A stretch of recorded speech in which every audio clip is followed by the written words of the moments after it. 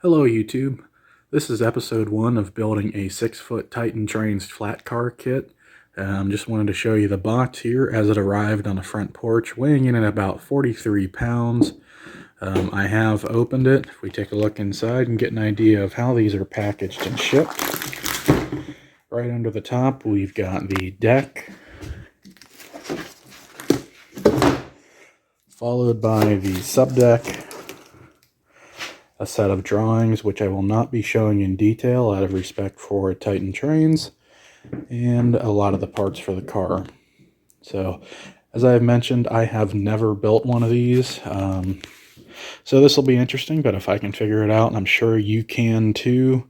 To start off with, I'm just going to lay all the parts out, figure out where everything goes. General plan, going to do all the decorative or non-structural riveting first, and build the frame, which I believe to be all bolt together. And later on I'll complete the structural rivets as they are required. So thank you for joining me here on this build. I'm going to get everything out of the box and start laying it out where it should go, and we'll see how this project goes. Alright, and we're back. I have the majority of the parts laid out on the table here. I'm very happy to report that the rivet holes in the side piece match very well with the 1x1 aluminum angle that goes behind it, so I don't think there'll be a whole lot of corrections on the rivet holes.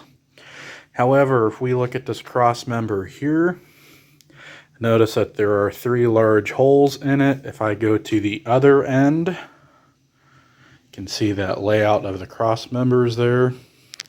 If I go to this end, well, we have 2 large holes and 1 small one. So that small hole needs to be the same size as those larger ones. The reason being, the idea with putting this together is you can get your socket wrench down through the center in order to tighten up the hardware. And those are just 1024 bolts going through there, and they don't need to be ridiculously tight, but for the time being I'm going to secure all these cross members in place on the main sill.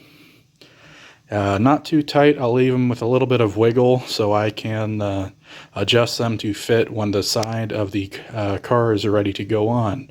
So I'm going to go ahead and put those cross members on and get back to you. Alright, so I have all the cross members on down the length of the car, and we are down to the bolsters on the end. Now if we take a look at this here, the only thing that holds these bolsters on is this pin. And this pin goes down through the center of the bolsters and holds the trucks on as well. Now with that pin in there, this bolster assembly is not a rigid connection.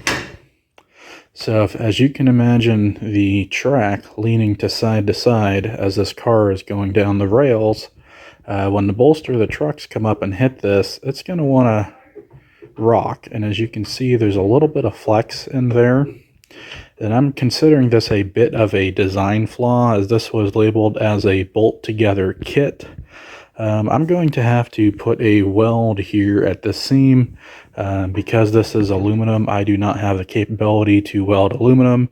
I do have the capability to weld steel. But like I said, this is aluminum, so I'll have to find a friend to help with that. Now, since this is not a rigid connection, the sidewalls of your car fasten here, the wood deck fastens here. This hole at the end is for the coupler. So as you can imagine, the sides of the car and the deck do not have a rigid connection till this second cross member all the way back here. I'm considering this a floating connection while that's not welded. So that's one thing here.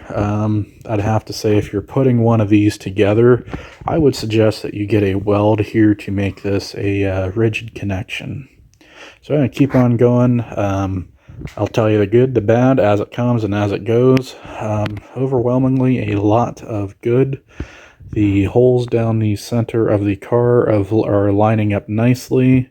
Overall seems to be a very good kit, but there is just an exception there. If we take a look at the drawing, I can point out here in the corner,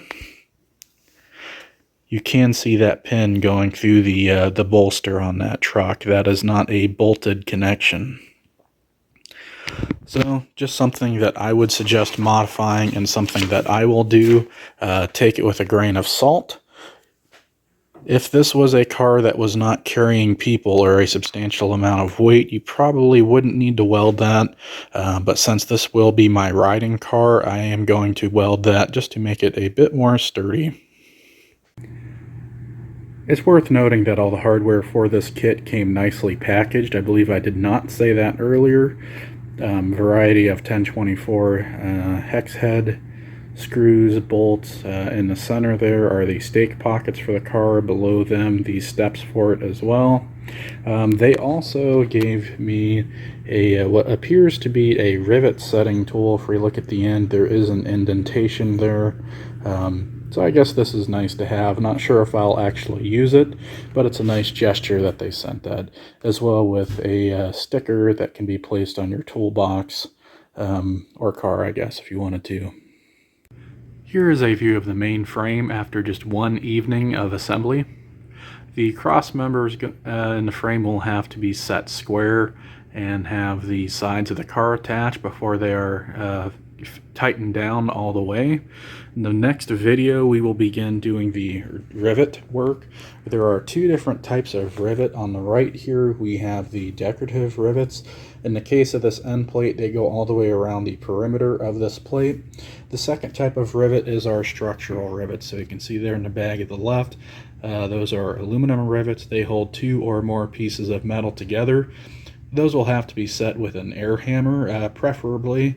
So I'll have to pick up one of those tools here soon. But again, here's the view of the car frame as it sits. Only used a pair of needle nose pliers, a socket wrench, and a Allen's head key to get this far in the assembly. As mentioned, I had to drill out the one hole for the bolster in order to get the button head screw through there. And we'll likely be adding a weld at this joint here as well. So thank you for watching. This concludes part 1. I'll hopefully see you in part 2.